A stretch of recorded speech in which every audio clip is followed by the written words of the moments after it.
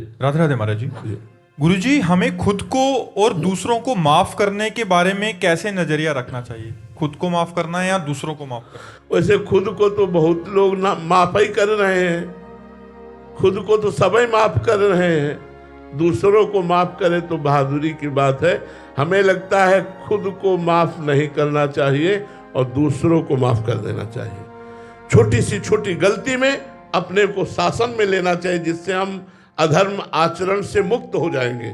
अगर हम अपने को माफ करते रहे, वैसे सभी अपने को माफ कर रहे हैं, देख लो सब अपने को ही माफ कर रहे हैं, दूसरे की जरा सी गलती में वो अंगुली उठा दी जाएगी। वो अपनी ढेर सारी गलतियां हैं, उनको चुपचाप गुप्त रख लिया, उनको माफ कर दिया, उनको क्षमा कर दिया।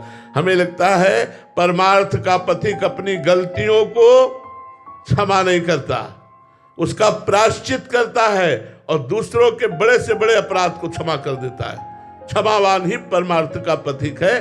तो दूसरों में भगवत भाव करने से हमारे अंदर क्षमा भाव आ जाएगा। दूसरों को क्षमा करने की भावना हमारे अंदर तब बढ़ेगी जब हम सब में भगवान को देखेंगे। ये भगवान से प्रेरित होकर मुझे गाली दे रहा है, इसका बेचारे का क्या दोष? और भगवान इसलिए प्रेरित करवा रहे, मेरा कोई कर्म भोग है इसलिए भगवान प्रेरित करवा किससे गाली।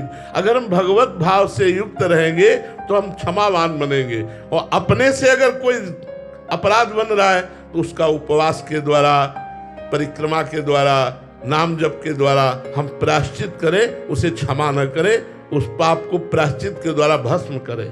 जरा जरा सी संपत्ति में भाई भाई को मारे डाल रहा है, पुत्र पिता को मारे डाल, ये तो अज्ञान का खेल चल रहा है। ऐसा कोई आध्यात्मिक थोड़ी है। अध्यात्मवान पुरुष क्षमावान, अद्वेष्टा सर्वभूतानां मैत्रः करुण एव च निर्ममो निरहंकारा सम दुखा सुखा क्षमी। भगवान कह रहे क्षमी, क्षमावान। क्षमावान मेरा बड़ा प्रिय भक्त होता है, सुख दुख में समान भाव रखने वाला मेरा प्रिय भक्त होता है, जो किसी में दोष दर्शन नहीं करता, सब में करुणा करता है लेकिन ममता नहीं करता, सब पर परोपकार की भावना रखता है लेकिन अहंकार नहीं करता। ऐसा भक्त मुझे परम प्रिय है। तो भगवान का भक्त होना और संसारिक ये तो अलग बात है। जो दुश्मनी चलती है वो आध्यात्मिक थोड़ी होती है, वो तो सांसारिक लोग होते हैं। आध्यात्मिक लोग क्षमावान होकर के राग द्वेष को मिटाते हैं और भगवत प्राप्ति करते हैं।